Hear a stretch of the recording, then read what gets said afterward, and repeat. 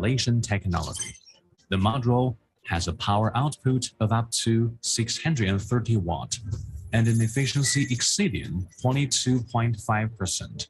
For residential rooftops, commercial and industrial rooftops, and utility-scale PV power plants, DeepBlue 4.0 Pro is a perfect solution to meet the changing needs of different customers, enabling them to reduce construction costs and LCOE while achieving sustained value growth.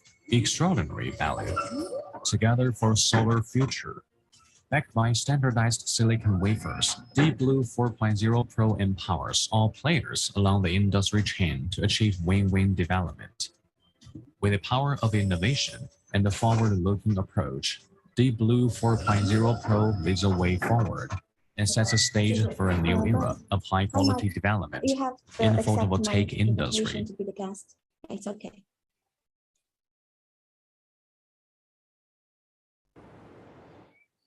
The low-carbon era witnesses the rapid development of the photovoltaic industry, given both the opportunities and challenges brought by the rapid iteration of photovoltaic product technology.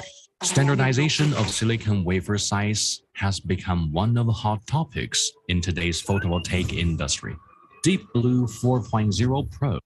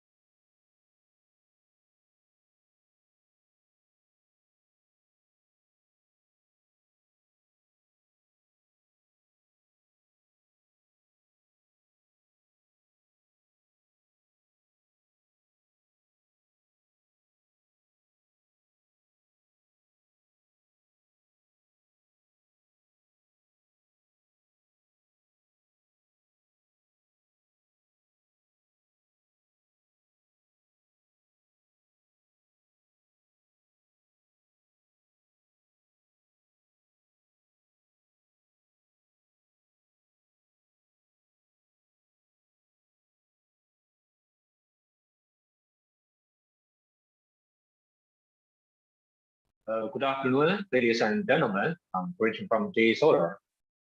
Firstly, thanks a lot for your precious time to join our online event. And thanks for the support on J Solar. Well, firstly, please let me introduce myself. My name is Daniel. I'm the sales director of Southeast Asian country in J Solar. And it's my honor to be the host of today's webinar of Asian solar PV and storage market for DeepBlue 4.0 high efficiency technology and application. In the beginning, please allow me to share the brief background information about Asian solar and energy storage market. As we know that there are more and more countries setting carbon neutrality goals and committing to emission reduction. We believe that the green transition of global economy is taking future pace.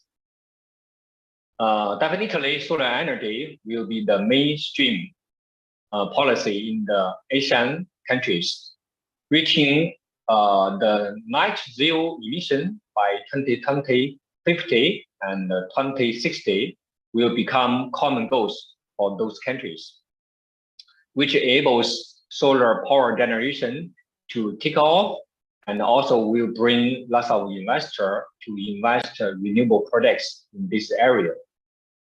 The Asian energy storage market size is expected to grow up from USD 3.11 billion in 2023 to USD 4.32 million by 2028, at a CAGR of 6.78% during the forecast period 2023 to 2028.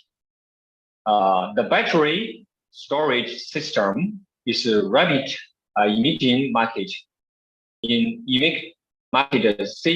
segment in Asian countries. For example, as we know, in 2023, Philippine government, the DOE, devised the marketing policy to promote energy storage. A month later, the government permitted 100% of foreign ownership of renewable energy assets. Philippines definitely is expected to dominate the Asian energy storage market during the forecast period. Well, to be the prominent energy leader and the global expect on the market, JA Solar organized this webinar to promote the communication and the cooperation in this industry. We would like to take this occasion to express our sincere appreciation and thanks a lot to our customers and the strategic partners to join today's webinar. Now, let us to kick off today's webinar. Firstly, I would like to invite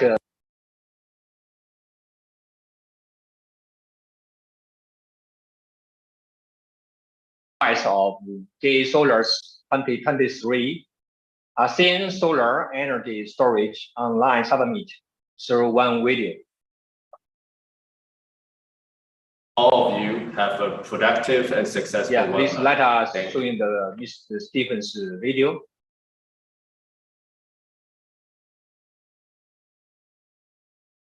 Distinguished friends, good afternoon. I'm Stephen Chen, Assistant President of JA Solar. It is a pleasure to meet with you all at today's webinar. On behalf of JA Solar, I would like to extend my warmest welcome to all of you. With climate change on everyone's mind, the world is paying closer attention to the development and utilization of renewable energy, in particular solar PV. The need to develop new sources of PV energy is now the consensus among countries around the world. Meanwhile, energy storage technology is starting to play an increasingly important role in the energy transition. According to the International Renewable Energy Agency, the global installed capacity of PV in 2022 reached 191 gigawatts. Asia accounts for 60% of this, making solar PV one of the most attractive new energy investment options in the region. As a major player in Southeast Asia PV market, JA Solar has been involved in the construction of a number of key large-scale PV projects in the region, which has played an important role in promoting the local energy transition and green economic developments. Meanwhile, we continue to introduce new technological upgrades and innovations. For example, we recently introduced DeepBlue 4.0 Pro to customers, which combines high efficiency, high power, high generating capacity, and high reliable performance. As time goes on, we are confident that JA Solar's product will be used in more projects in Southeast Asia and around the world, contributing to the global energy transformation. With that, I hope all of you have a productive and successful webinar. Thank you.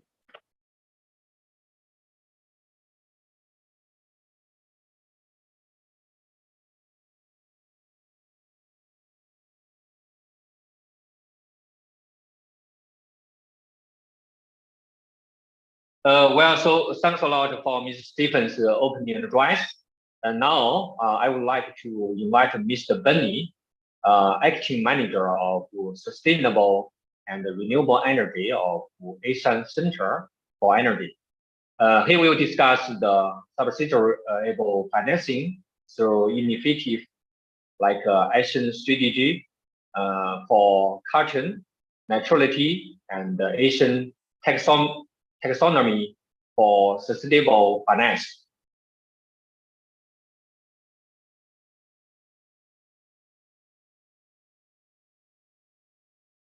Good afternoon, Mr. Daniels and everyone. I hope you can hear my voice clearly.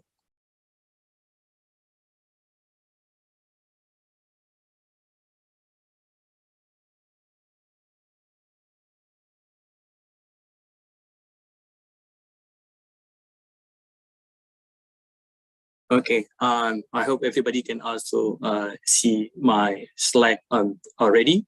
Once again, good afternoon, everyone. Warm greeting to all of you. I'm joining the virtual discussion today from Bangkok, Thailand. And thank you very much to the Energy Box and also JS Solar for having me today at the ASEAN Solar and Energy Storage online summit.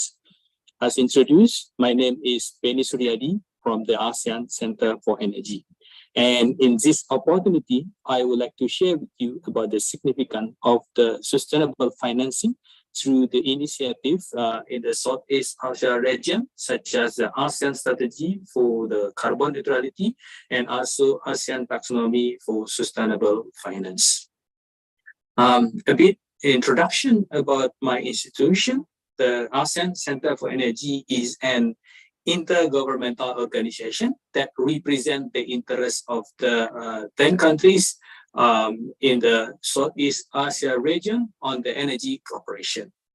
On a daily basis, our office supporting the policymakers and regulators from the Ministry of Energy from the 10 ASEAN countries in their energy transition journey, achieving the regional common goals on energy security, energy accessibility, energy affordability, and sustainable energy for all. I skipped slide 3, but later you can read to learn more about the institution and also the regional blueprint on the energy cooperation in ASEAN. Now, talking about the energy landscape in the region, Mr. Daniel has also mentioned briefly earlier. I believe we all know that the countries in this ASEAN region, the Southeast Asia, are relying heavily on the fossil fuels in the energy mix. The region has displayed remarkable resilience in its recovery from the COVID-19 pandemic, positioning itself as one of the strongest global economies to recover from the pandemic. But despite the global economy uncertainty, the region economy outlook remains positive. Strong economic growth coupled with a high population growth rate is expected to increase the region energy demand, with the total energy demand expected to reach 473 million tons of oil equivalent in 2025, and 3 times to reach 1,282 million tons of oil equivalent in 2050. The growing energy demand without increase in energy supply pose a risk to regional energy security. In fact, the region is expected to be a net importer of natural gas by 2025 and also coal by 2039. This is in line with what Mr. Daniel mentioned earlier, that the region needs to rely on the solar in the future. ASEAN managed to increase the installed capacity from renewable energy source during the pandemic. Notably in this regard, the installed capacity of renewable energy source in Laos, coming from mostly from the hydropower plant, and Vietnam, mostly from the solar, experienced remarkable growth in 2020 with significant increase of the 117.5% and 130% respectively compared to the previous year. But despite the resilience of renewable energy development over the last 2 years, the ASEAN countries must continue to implement bold measures to achieve its clean energy target. One key way to close the gap between the current trajectory and the target is to mobilize the investment for renewable energy deployment.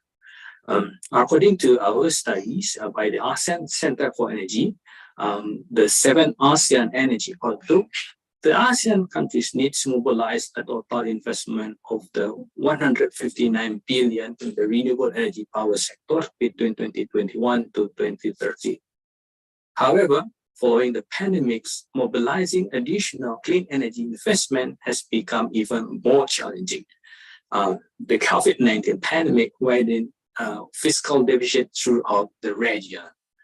On average, the ASEAN fiscal deficit worsened from minus 1.3% to minus 5.4%. The pandemic also led to the high debt because the government issued debt to finance the fiscal deficit. In all, we learned that the government debt of the ASEAN countries increased from the 52% to the 61%. This means that ASEAN member states, ASEAN countries have a limited fiscal space to fund their renewable energy projects. Hence, mobilizing the private finance for renewable energy is more critical than ever.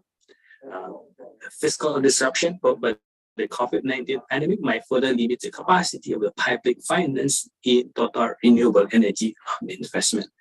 As you see on the screen, that the last couple of years that the numbers went down to $4 and $2 billion only.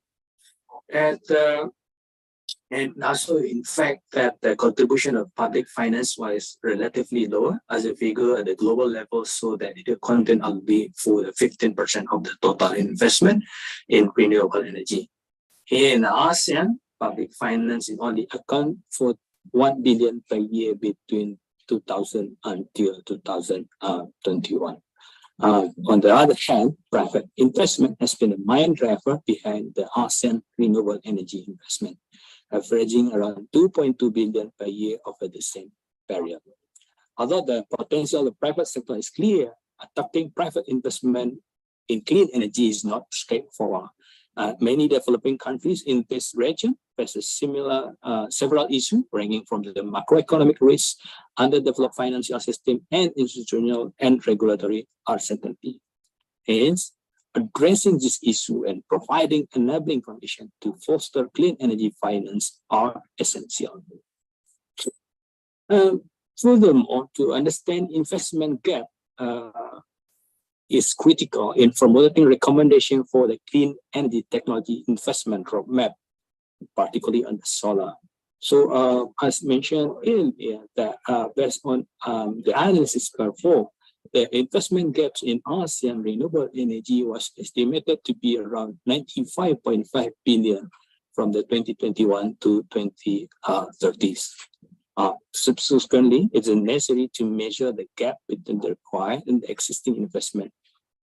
As also mentioned, the private investment has been the main driver, while a small portion of it coming from the public finance. But as also mentioned, there is significant gaps and challenge to bring more on the public finance, because the assumption that all fiscal space generated can be allocated to renewable energy investment is not plausible.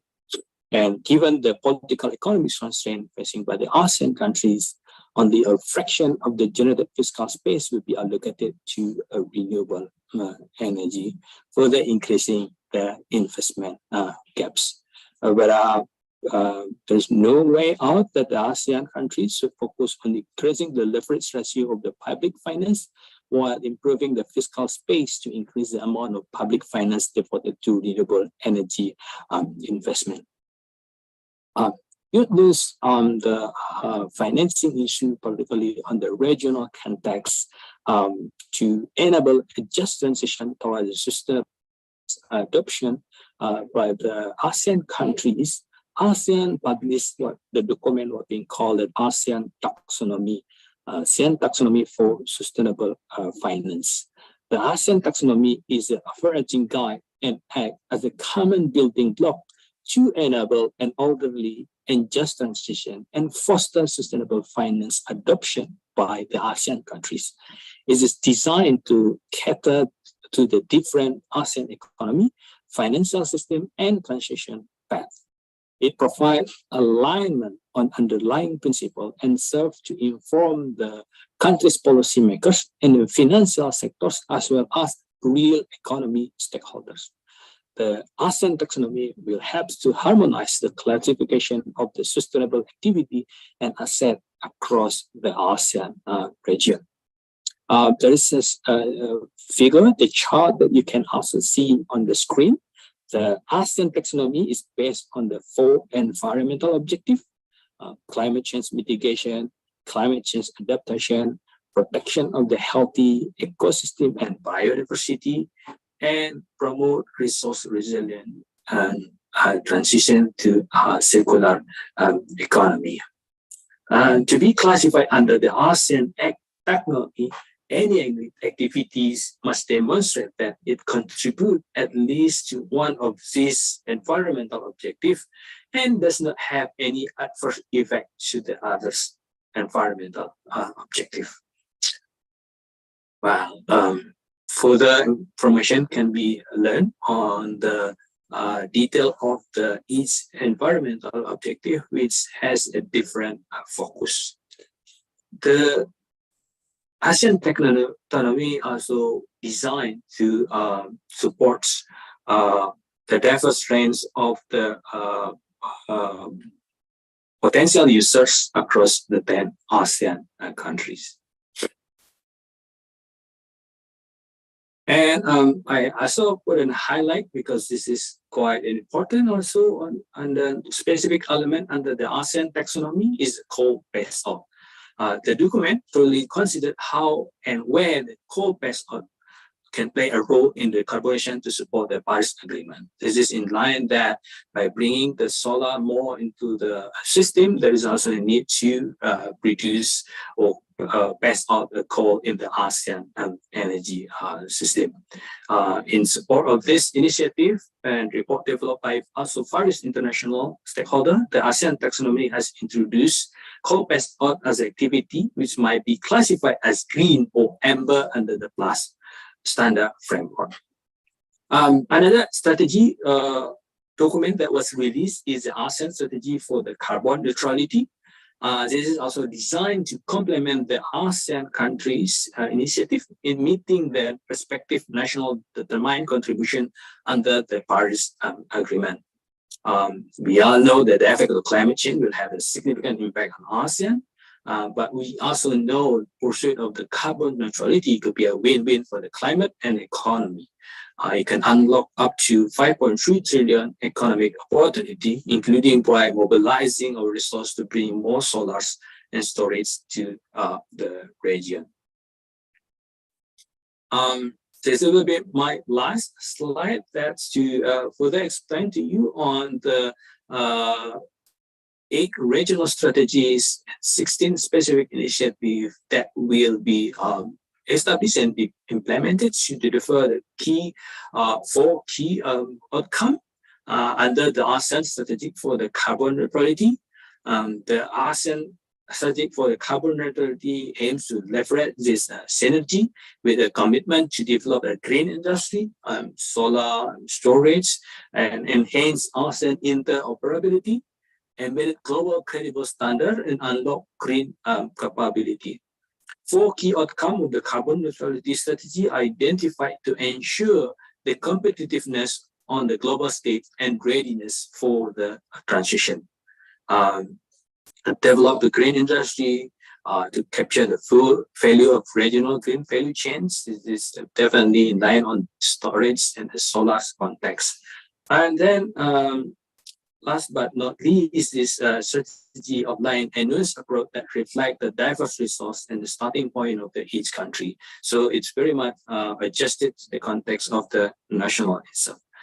This transformative strategy lays the ASEAN bold ambition to go beyond business as usual for the economic integration and strategically position the region favorably for the carbon neutral futures. That will be end of my presentation. Happy to have a follow-up discussion later. Thank you very much for giving me an opportunity. Back to you, Mr. Daniel. Thank you. Thank you, Mr. Bernice.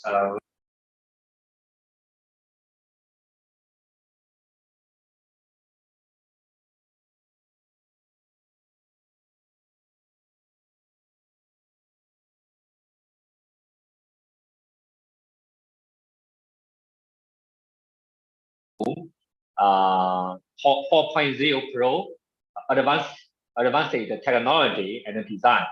So I would like to invite my colleague, Ms. Lida Guo, Senior Product Strategy Manager of JA Solar.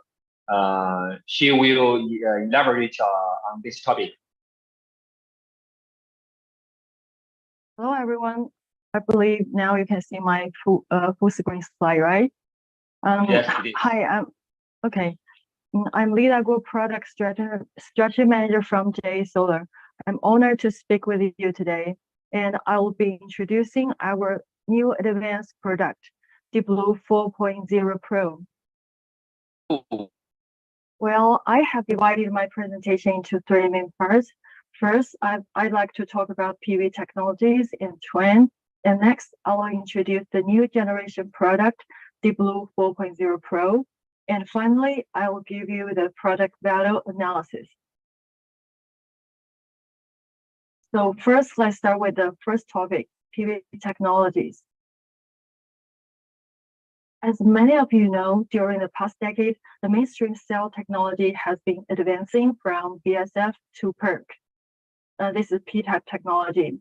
And actually, this PERC technology is still the dominant technology in the market now. And in the year 2022, the mass production of high-efficiency N-type solar cell began, including TOPCon and AJT. Besides, back contact solar cell technology is in development as well. Efficiency has been improving all the way. And in recent years, the efficiency of the perovskite and silicon tandem solar cell has been increasing rapidly. It has become a hot topic in the industry. However, there is still a long way to go before mass production, because you may know the reliability of perovskite cell is still a problem, and it contains some toxic elements. Now, the efficiency of mass-produced PERC cell has reached about 24%. You know, this is a really mature technology, so further efficiency improvement and cost reduction spaces are limited. After PERC, the new technology still needs to have the mass production characteristics, such as high efficiency, low cost, good product yield, and so on. TOPCon is this kind of technology, so TOPCon products will become the mainstream in the market in the near future. Next, I'll show you JA Solar's cell efficiency roadmap. As you know, JA Solar is now producing both P-type and N-type solar cells. The average efficiency for P-type solar cell in mass production has hit 23.8%, and the efficiency of N-type has reached 25.6% now. At the same time, other innovative technologies are also in development, including AJT, back contact, and tandem solar cell technologies. In terms of market, the main direction is towards N-type, as can be seen from this market share forecast. In the next 2 years, the P-type PERC module will still be the mainstream PV product. At the same time, the proportion of N-type products keep increasing, and it will gradually become the mainstream PV product in 2 years. Next, I'd like to share some information about module technologies. One of the important development directions is the high-density encapsulation. As can be seen here, there are various high-density technologies, including shingling, tying ribbon, and small gap. The small gap technology takes into account the power improvement, product yield, reliability, and and also other aspects. So it will gradually become the mainstream of high-density encapsulation technology. In the future, the module design will still pursue the optimal LCOE. To reduce the LCOE, we'll need to further reduce the module cost and further increase the module efficiency and power generation performance, and long-term reliability. So what kind of products has JA Solar designed for future solar market? Now let's move to the second part and have a look at the new generation N-type products by JA Solar. JA Solar has always been committed to building a leading brand in the PV industry. As you may know, on May the 18th, 2020, we launched the DeepBlue 4.0 series. This started a new chapter for 182 models. And 3 years later, in May this year, we launched our new generation product, DeepBlue 4.0 Pro, which is based on the latest high-efficiency N-type cell technology and advanced module technologies. The efficiency is up to 22.5%, and the power is up to 630 watts. We now have designed 4 types of modules with different sizes to meet customer demand for different applications. Next, I'd like to talk about the design concept behind the products. In the market, the mainstream modules are available in 54, 48, 72, and 78 cell versions with different module lengths from 1722 to 2465 millimeters.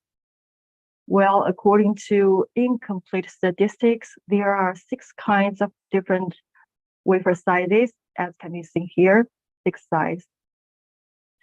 It requires at least 3 different sizes of wafers to produce the mainstream modules for different applications.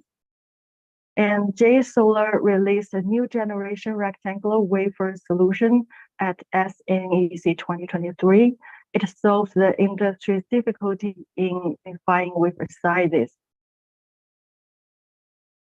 The wafer size is 182 by 199 millimeters. If we cut it in the middle, we can get the half cell of 182 by 199 cell.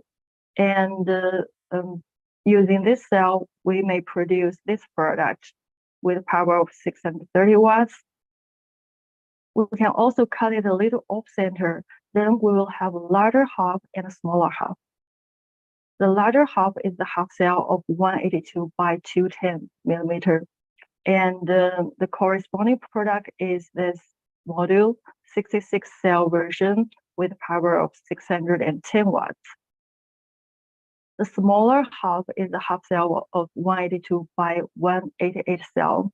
Then we'll have the 54 and 72 cell versions with power of 450 and 595 respectively.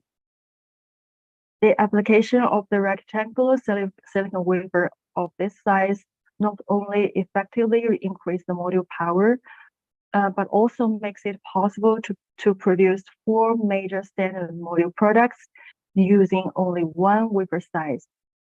Well, compared with the equivalent products in the market, it has significant manufacturing cost advantages and greater customer value. For the entire industry chain and the industry, a single wafer size can avoid wasting resources in the manufacturing process of silicon ingots, wafers, and cells. Furthermore, it allows PV companies to choose the equipment and the materials with the similar specifications for silicon ingots, wafers, cells, and also modules. And a single wafer size will also lead to a standard module size. Eventually, we'll get a lower integration cost and a better system value. Next, let's have a look at the highlights of the DeepBlue 4.0 Pro series. The 72 cell module has the highest power among all modules based on 182 millimeter wafers. The power, as mentioned before, up to 630 watts, and this high power will help reduce the LCOE and BOS. we have applied multiple advanced cell and module technologies to this product. For example, it is based on BioSync Plus solar cell technologies. Actually, it is based on top-down technology, but we are using our own formula and name it BioSync Plus. It employs JA Solar's low oxygen silicon wafers and selective emitter technology on the front side, optimal surface passivation on both front and rear surfaces, and also the passivity contact at the back side. Currently, the efficiency of BioSync Plus solar cell can achieve over 25.6%, and the open circuit voltage reaches 728 millivolts. They are all at the industry leading level. Besides the leading cell technologies, we have also applied some advanced module technologies. For example, the rectangle wafer, SMBV, high density technology, and the better materials. For rectangular wafers, compared to conventional square wafers, this rectangular wafer enable more efficient use of cell space in the module, so we can achieve higher power output at lower cost. And we are using 16 bus bars for this module. By using more and thinner bus bars, we are able to further reduce the shading losses and resistive losses. And we can also minimize the impact of broken fingers on electrical performance. So it can also provide higher reliability. Furthermore, small gap high density encapsulation technology has been applied to further increase the module efficiency. Finally, we are using advanced materials with better reliability, like EPE encapsulation films and high strength glass for both sides of the module to enhance the overall reliability. With the new BioSync Plus cell technology and the core module technologies, DeepBlue 4.0 Pro series has excellent reliability.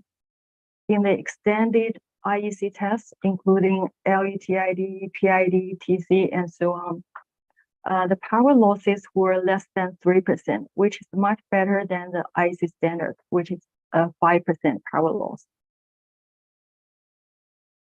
Last but not least, the DeepBlue 4.0 Pro has excellent power generation ability. It has lower power degradation rate, better temperature coefficient, and higher beneficiality, up to 80%, while for P-type, it's about only 70%, and also better low light performance. And next, let's move to the last part to see the product value of DeepBlue 4.0 Pro.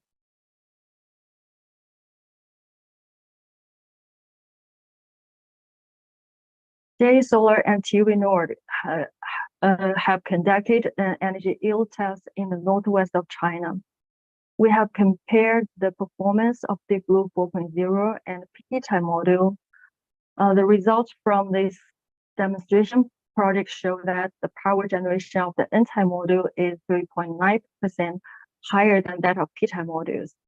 The yellow is for N-type module, and the blue bar is for the P-type module. We have also done some simulations to compare the BOS and LCOE of different modules. Compared with P-type modules, the DeepBlue 4.0 Pro can reduce the BOS by 2 to 4.5%, and the LCOE can be reduced by 2.5 to 6%. Compared with the original N-type module, the BOS can be reduced by about 2%, and the LCOE can be reduced by about 1%. So the DeepBlue 4.0 Pro series offers significant improvements in system side revenue. Well, in summary, JA Solar's new generation rectangular wafer technology provides a better solution for the industry to maximize the value of upstream and downstream. Also, it makes it possible to produce various mainstream modules by using only one wafer size. So it is hoped that this solution will help the PV industry unify the wafer size and standardize module sizes. This will promote the high quality development of the industry and truly achieve a win-win situation for the industry chain and the industry. Well, that's all I want to share today. Thanks for your attention. Well, thanks.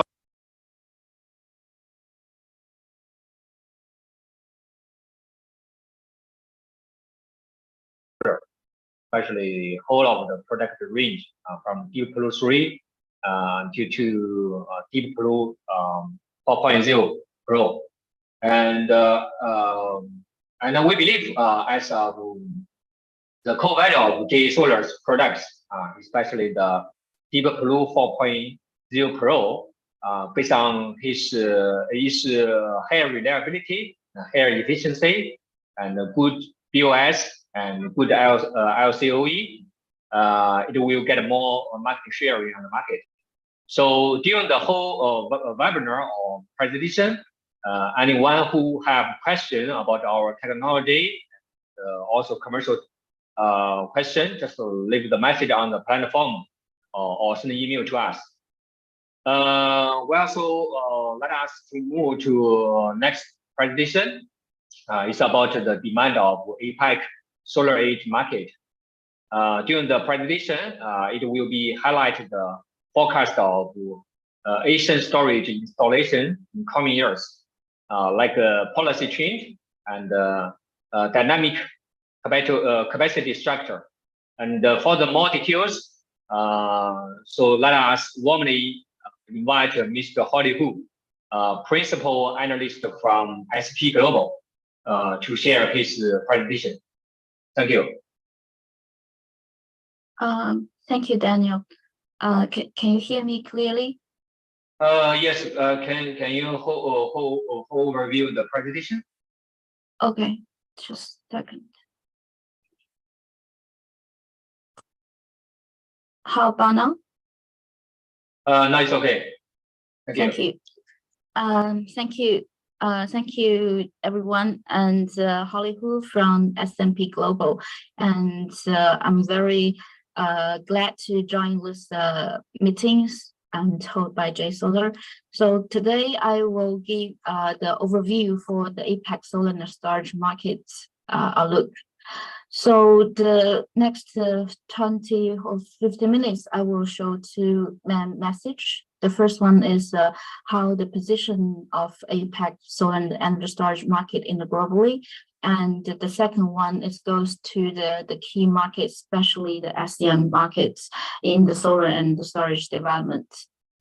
So before we start to go to details of the position of APAC solar and energy storage, we can take a look first on the how renewable assets investment.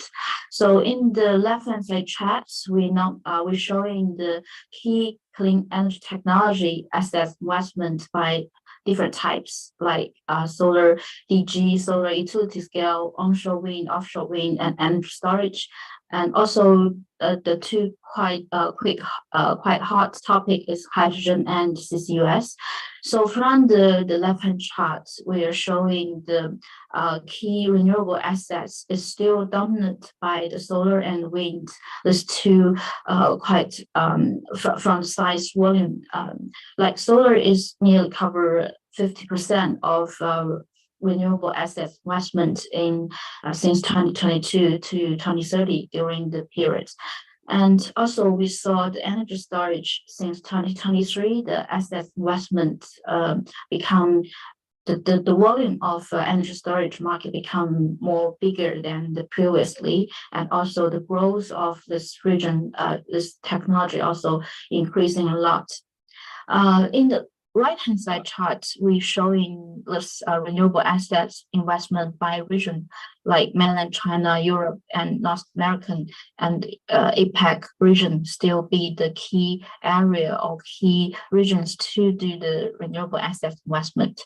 And we also give the sum up with the total Asian shares in the next 8 years since 2023. So we're forecast like 5.6 total trillion US dollars investment in globally, and give the blended average one is like 700 US dollar per year, billion US dollar per year.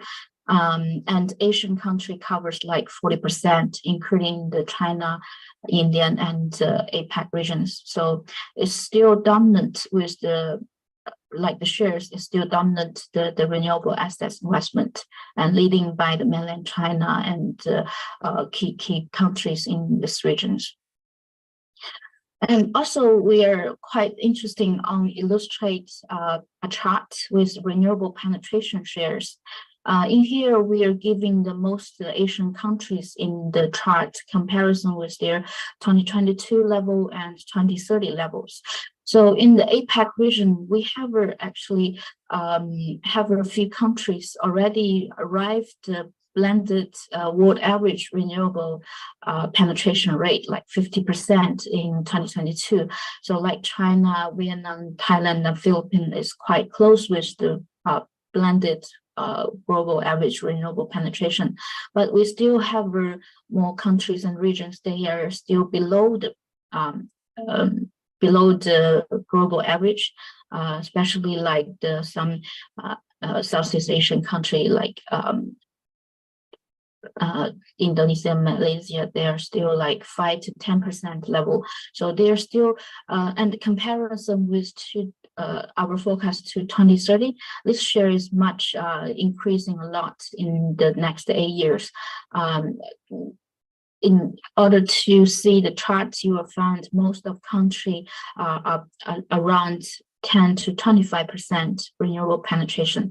So still showing this region have too many strong growth in the next 8 years to see the penetration of renewable assets. Okay, then we're moving to the solar forecast.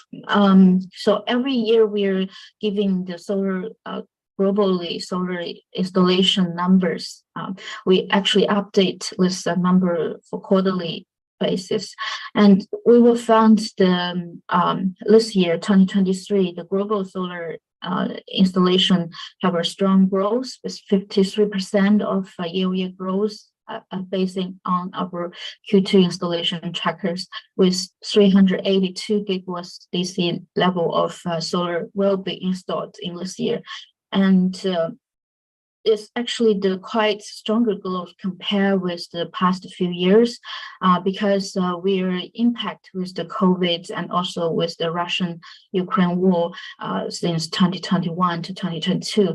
But the solar installation is quite optimism, because we're stronger growth compared with other side of industry. But the other thing is we're still facing with the higher supply chain costs since 21 with polysilicon prices hike.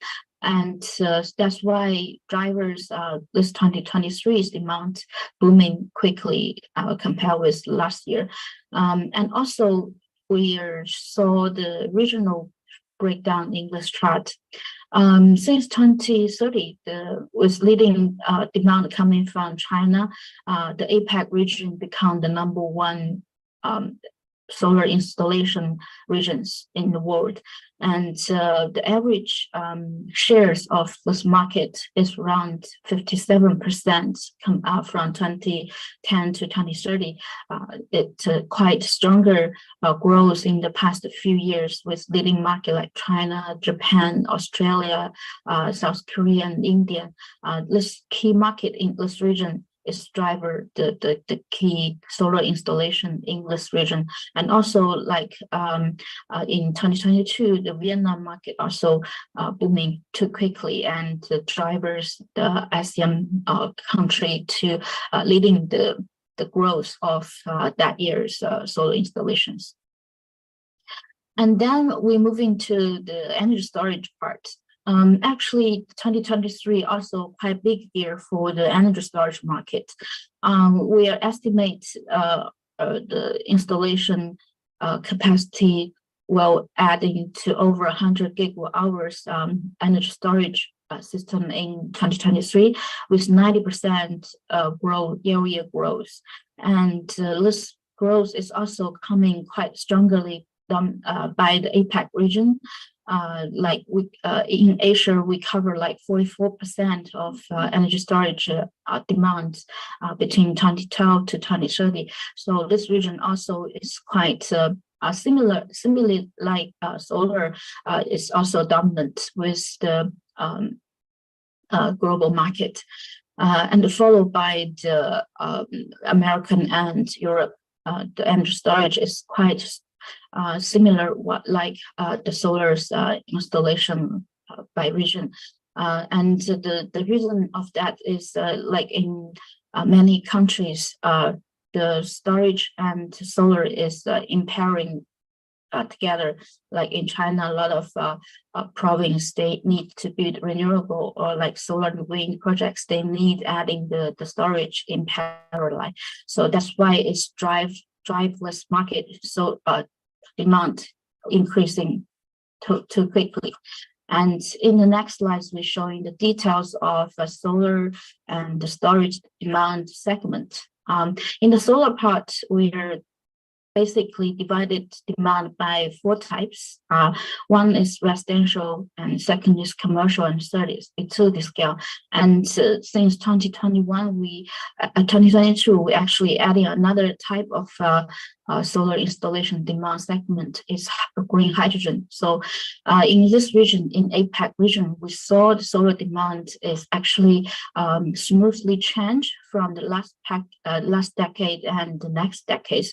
The firstly is we saw during the 2011 to 2020, in the past decades, we have like more than 60% of demand drivers by the utility scale, and which is quite makes sense because in that period we have a lot of key markets still drivers by the feed-in tariff policy, like mainland China, Japan, and even Vietnam have the feed-in tariff subsidies when since 2020s. So that's the big drivers for the utility market to quickly increasing the shares of solar installation in this region. And in the next decades, from 2021 to 2030, we saw the market demand actually smoothly from the utility side to the DG part, distribution generation. The one reason behind that is we saw during this time, most of country are feeding excludes a lot of subsidies. So for most key markets, there has no subsidies or no feed-in tariff right now for drivers utility projects.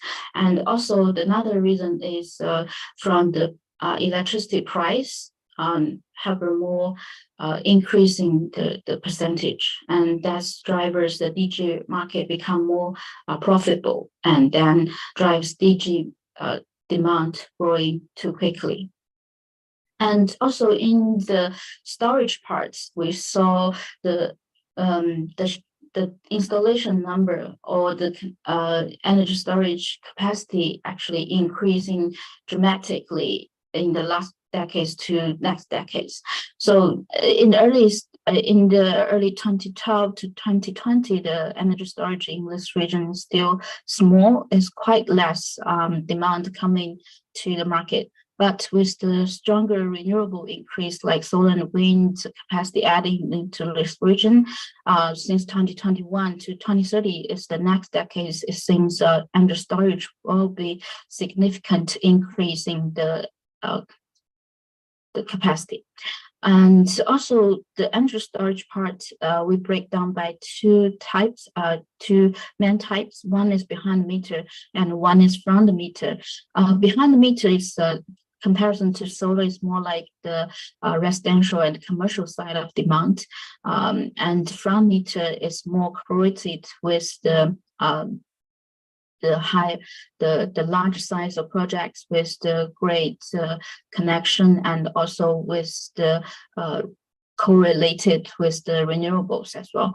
So in this region, we found 87% of energy storage will be added due to the front meter, because like the key country, China, were dominant this front meters market, because we have a lot of policy coming to the line with renewable adding to saving the grid connection issue and to consumption to maintain a high consumption rate, and the energy storage is needed to add to the system. And also from the behind the meter market, with 30% of shares in the next decades, is more diversified between countries. China still dominant the shares, but breakdown by also have like Japan, Australia, South Korea, and this leading Asian country also have the behind the meter market. So then we move to the key outlook for the APAC solar and storage market.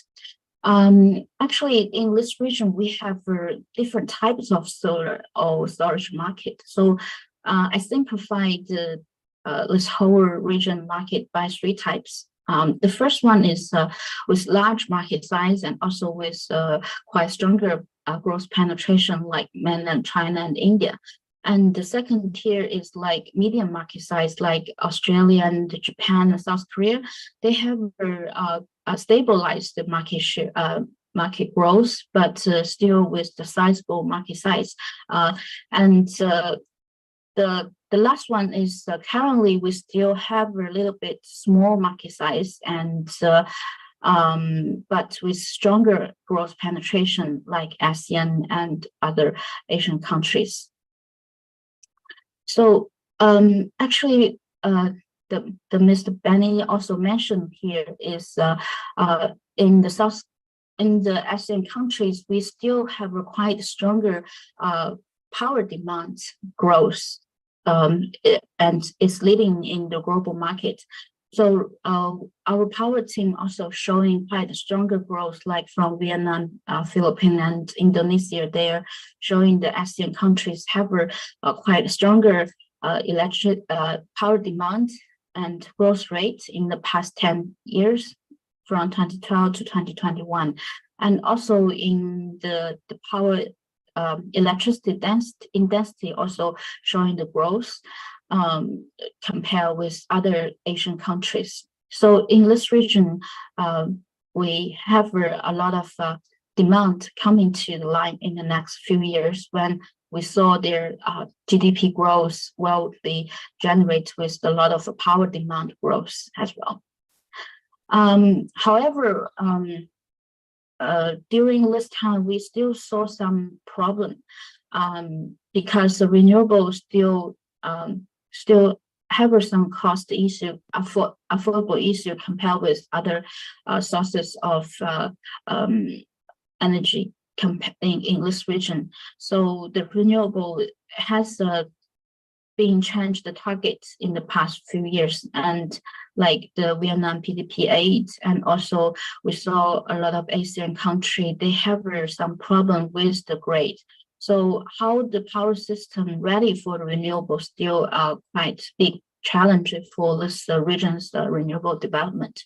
So we given some short analysis on the snapshot with this key countries in this ASEAN countries. We will find some countries have some green line for the renewable installations, like Philippines and Malaysia and Thailand. They in the grid connection level still have the ability and have the resources to deal with the renewable. But also from the policy side, they still facing the trouble. They still have some bottleneck because they have not directly the feed-in tariff policy right now, because for the most of ASEAN countries, their FIT policy is a little bit is ramping out escape. So that's also impact with this region's renewable investment. Currently, like Benny Mr. Ben showed, most of the drivers is from private investment, and how to balance and how to more attractive to the private investment in this region, also a big question. And also with the energy storage add-in, there will be more easier to solve the short-term great issues, and make this renewable more available for this region's country. But finally, I want to touch a little bit about decarbonizing of this region, like Southeast Asian countries. We still saw many activities in this region, like the carbon pricing, and also with the hydrogen part, and also with the natural gas things, carbon capture. They all will be contribute to this region's energy transmission targets.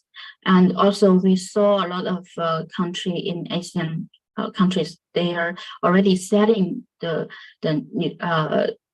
net zero carbon emission target, and also with a lot of solutions coming online. So we still saw this region with the power growth demand is too strong, and also with the great system, or the level of system become more available for the renewables, that the solar and energy storage will have a more opportunity to grow in this region. Okay, that's the end of my presentation, and thank you.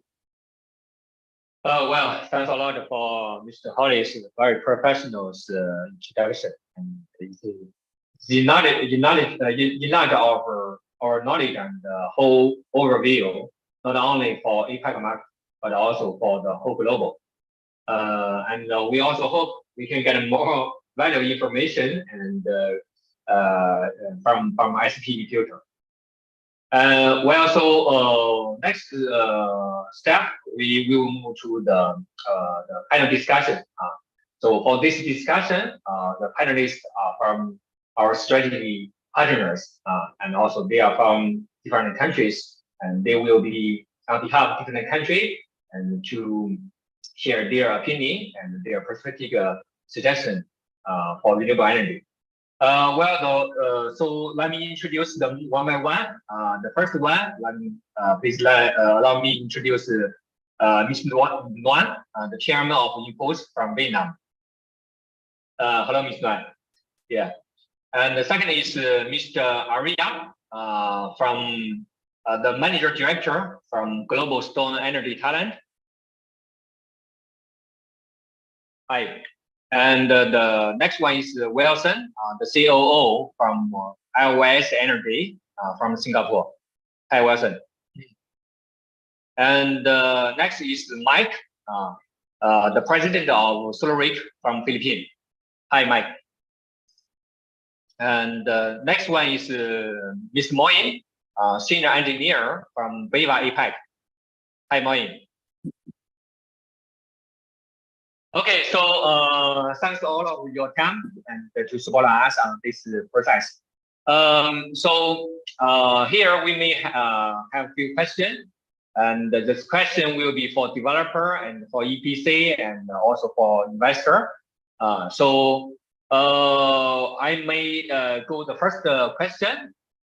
The question is, how does JA Solar's N-type module perform in terms of power generation, cost, and profit compared with the P-type products? So this question, I may go to our strategy partner from Thailand, Arya, because I know in past months, from your side, you installed the N-type and the P-type. So you may more clear about this kind of question. Thank you. Yeah. Hi everyone. First of all, thank you for invitation to this webinar, and I am very honored and delighted to be here. Okay, my name is Arya, Managing Director of Goldstone Energy Thailand. We are an EPC. installer, and then in some of the projects we do partnership with investors as well. So you can call me Art. Okay.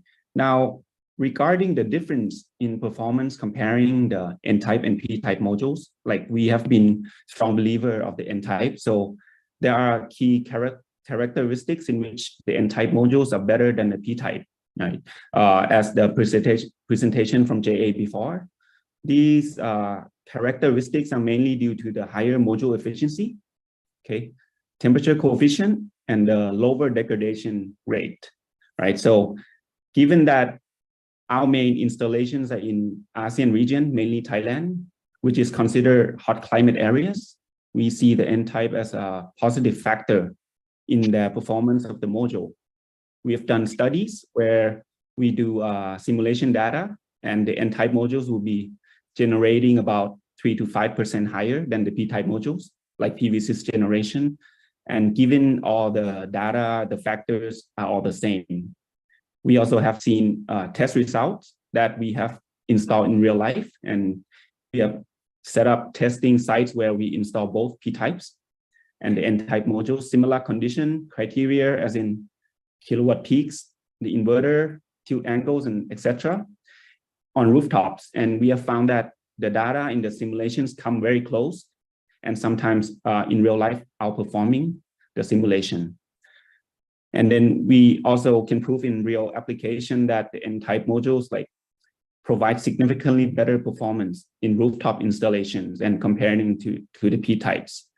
For the projects that we have installed in CNI scale rooftop for factories, the generation is more than we expected because of as an installer, sometimes most of the projects we have to guarantee the power generation as well. So, and we have seen good numbers, and we are always outperforming our N-type projects. In terms of costing, we saw that the gap in pricing per kilowatt peak between the P-type and N-types are quite significant, but as more N-type modules are coming online and are more highly used, we've seen the gap decrease significantly. Now that you know that with the higher efficiency of the N-type modules, we also see some decrease in BOS costs, as in the mounting the wires, you know, the area that we use, and which this will bring all the costs down for the projects. And we have seen the reduction in the BOS cost. So, and also the gap is closing in as is more highly used. In terms of profitability, due to the factors that, as I talked about earlier, we can see that along with the increase in generation per kilowatt peak and lowering costs, we can see that the financial for the projects are better for the N-type technology. I have to be honest, however, that the P-type CapEx could cost to be lower than the N-type, but which is the major factor for some of the customers' mind, but we do point and explain to them every time in every project that the financial benefits over the lifetime of the project far outweighs the cost of the CapEx. So the profits is there by using the N-type. We also advise our clients that the yearly increase in generation and also added with slower degradation throughout the long lifetime of the project, like 30 years, will have much more impactful on the financial feasibility of the project. And it should be considered above lower cost, as in like lower cost of investment. So I would say, in short, we just want to say that we are and has always been a huge supporter of the N-type technology. And we believe that the increase in performance and profitability and reliability far outweighs the potential higher CapEx in relation to the P-type projects. Okay, thank you. Thanks a lot. Thanks a lot. Well, we know Global Stone Energy is very professional EPC and past months and past years. Like I see that you got some very famous product. Someone from bank. I know one product from P Bank is also our N-type products. And also you have very full view of full data. So if future you can let more owner or market to know what's the benefit or what's the advantage of N-type, that we will be very appreciative. We will be very appreciative. Yeah. Okay, thank you. Well, so let me go the second question. So it's for JA Solar's entire module.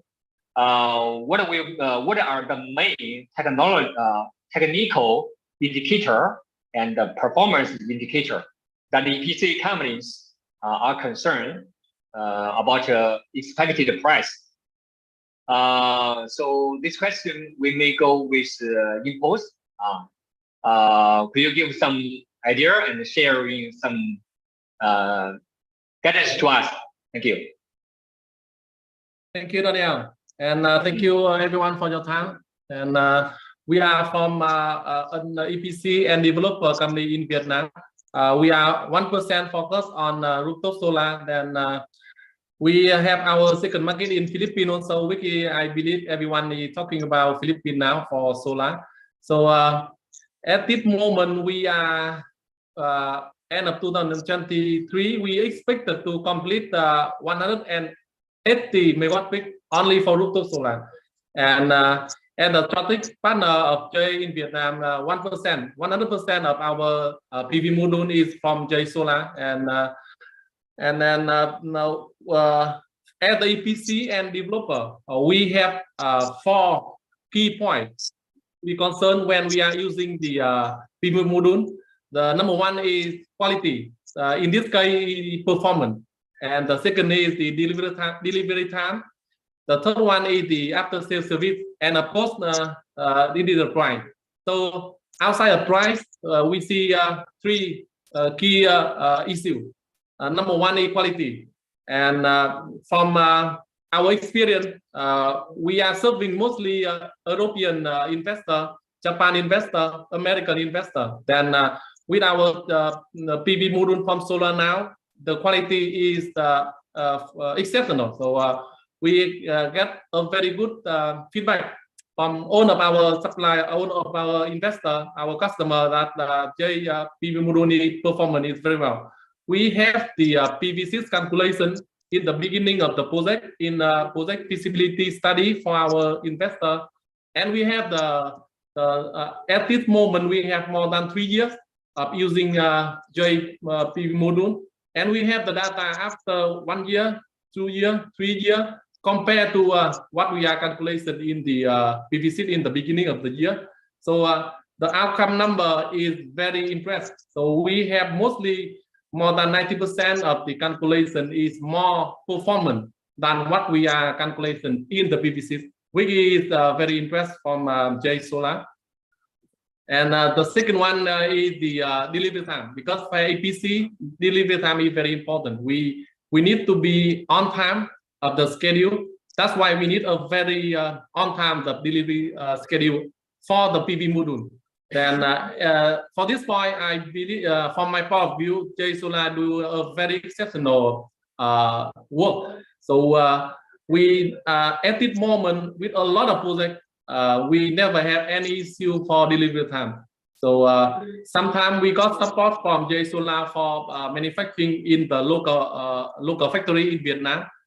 Sometimes we got the PV module from China, but the delivery time is always very good. So we see the one of very strong point from JA Solar.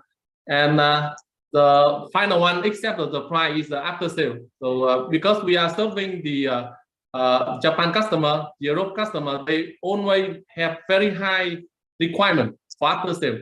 So we got very strong support from after sale of solar, of JA Solar, and we get very positive feedback how we are react, how we are discuss, and how we are making the report for every single panel.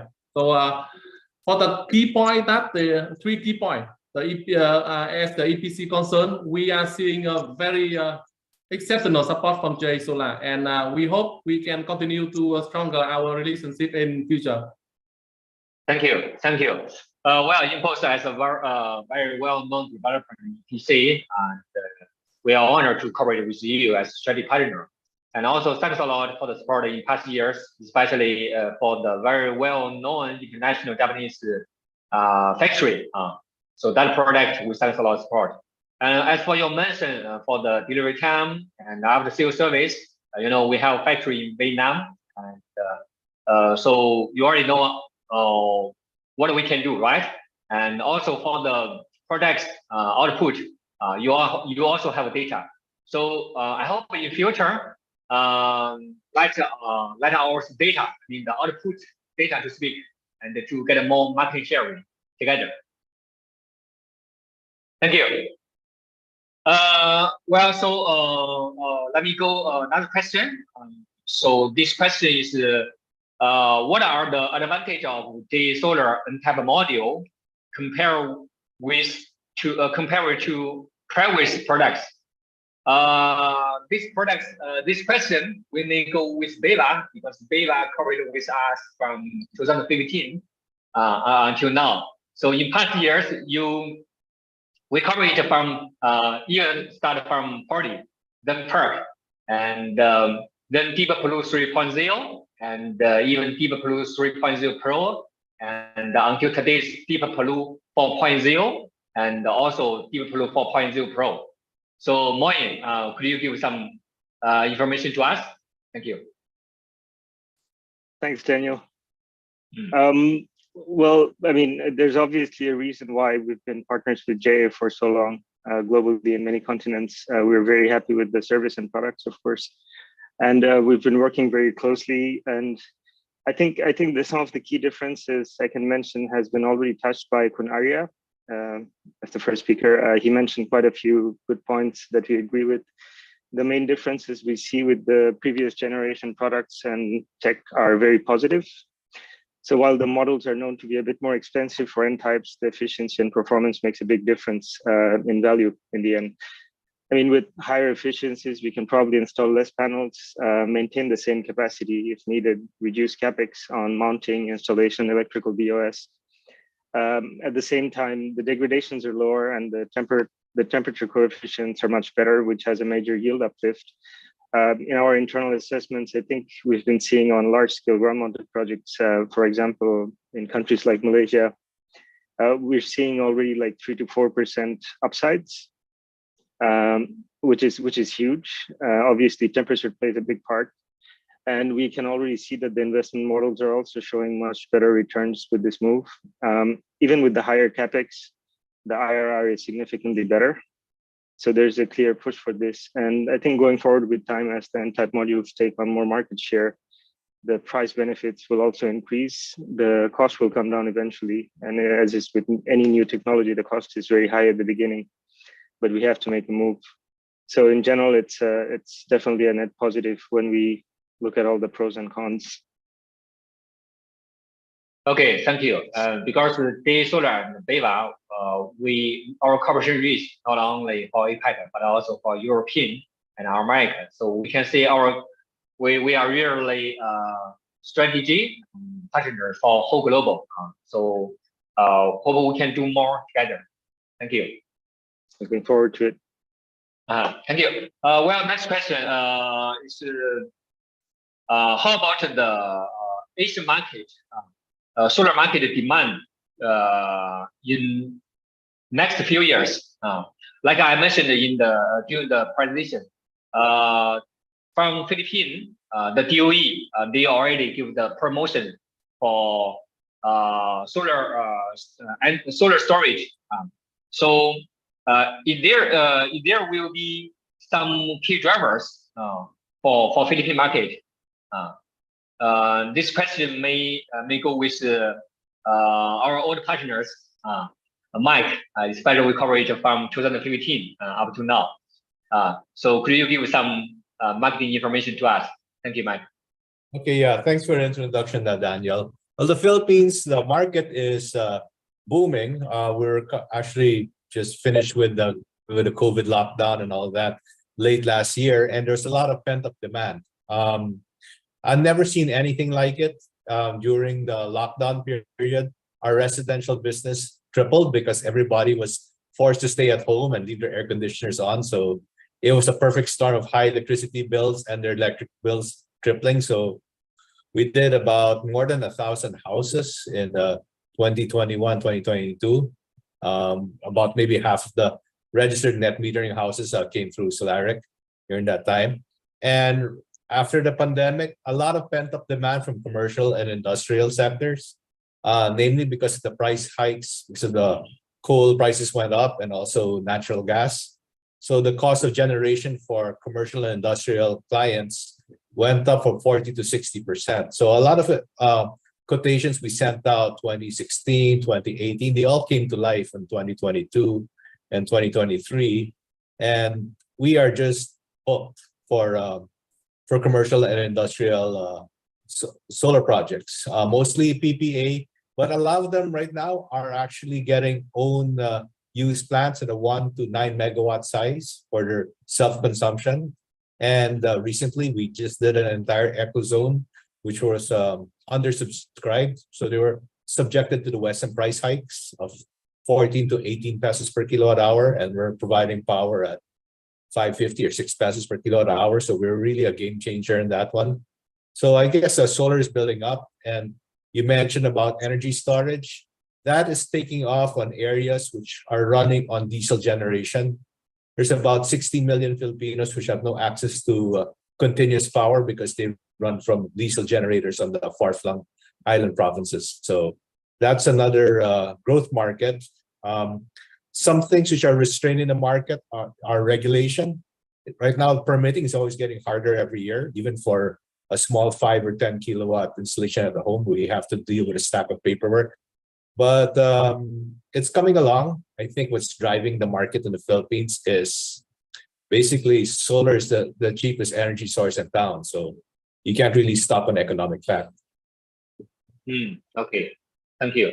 Well, solar rate is very, very traditional and very well known EPC on the market.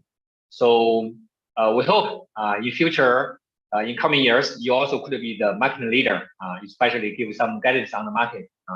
We believe Philippine market, not only utility, but also CNI rooftop also will booming soon.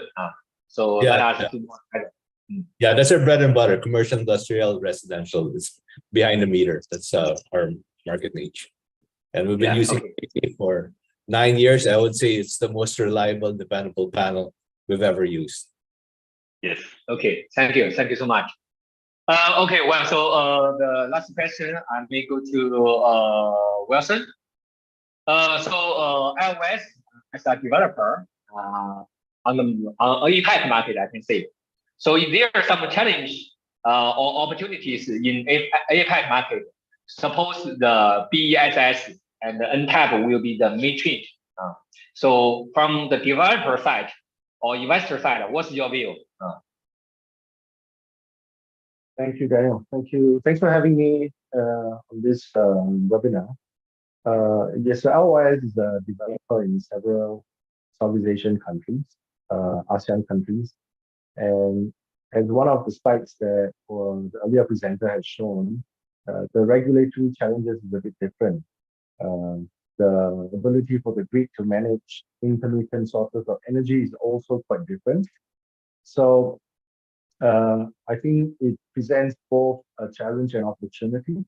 First off, with the battery energy storage. That is a key topic. Everybody knows that energy storage is a very key enabler for renewable energy uptake, especially, for example, in Vietnam, you know, when you see in 1 year they can do 8 gigawatts, then we as developers or players in this energy market will have to take some responsibility in this intermittency.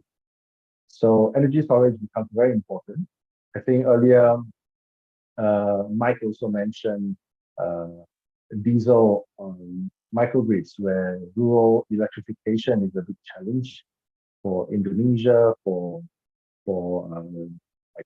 many other countries, Cambodia, a lot of areas where we need energy storage, just because solar is only between 13 to 15% capacity factor in this part of the world. So energy storage becomes very important to bring it up to a higher capacity factor so that we can compete and provide a reliable solution to the end customer. So I think energy storage itself, in terms of a challenge, at the same time, fortunately, a lot of government policies have not mandated energy storage as a requirement as compared to, say, Japan or a few other countries. For large-scale solar, we are increasingly seeing that there are regulations that require your solar farm to come with some sort of energy storage to provide the ramp control, intermittency. Those could be both a challenge and also opportunity, because you could really stack up the revenue on the battery energy storage. So I think generally, in the next 2 years, energy storage will become an important aspect, whether it's utility scale or commercial, industrial, or distributed generation. Of course, the price point wise, it's not dropping as fast as what we expect, as developers expect, because of the competition with EV batteries and stuff like that. Now, on the N-type technology, I think this is a very innovative technology that has becoming very common. And N-type is very good because with the combination of solar plus battery energy storage, the very important thing is the energy storage system only provides the storage capacity. You need to really produce the power as well. And the power should still come down to the LCOE. And when we compare a holistic investment development plan of a plant with solar and battery, the LCOE, cost of electricity, plus the cost of storage adds up to the levelized cost of the total unit. So I think the N-type increases yield between 2 to 4%. I think over the lifetime. In fact, most JA N-type comes with 30-year warranty. So it's a much longer lifespan, better against many of these defect mechanisms. And I think that really increases generation and overall brings down the levelized cost. I think it's a very good combination to have N-type technology with battery energy storage. I think that's my take on this question. Thank you. Okay, thank you, Wilson. I think JA Solar and iOS also covered from 2015. In past years, we can say iOS is not very sharply, not only Singapore, but also Vietnam, Indonesia, and Thailand and Cambodia. So it's very honored to be your partners. Again, thanks a lot for everyone's your very perspective suggestion for the renewable energy. So let us look around the whole APEC or Asian countries. We can see the whole market is growing up. This one, and the second is we can see some countries they already give kinds of policy to promote the renewable energy, plus the BESS. So I do believe we cover it together, and we can do more better, and to also all of yours perspective for renewable energy will further develop the whole APEC renewable energy business. So again, thanks a lot for your value time to join the webinar and to discuss the topics here. So we hope we can see you next time.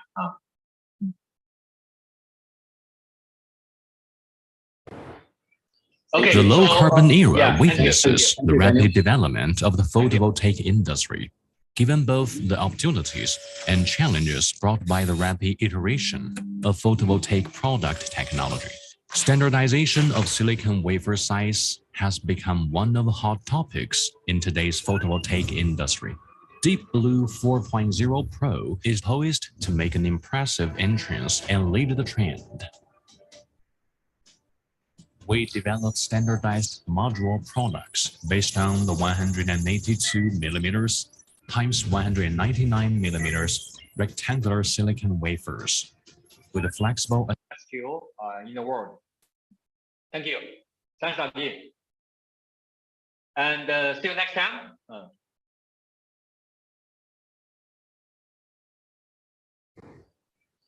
The low-carbon era witnesses the rapid development of the photovoltaic industry, given both the opportunities and challenges brought by the rapid iteration of photovoltaic product technology.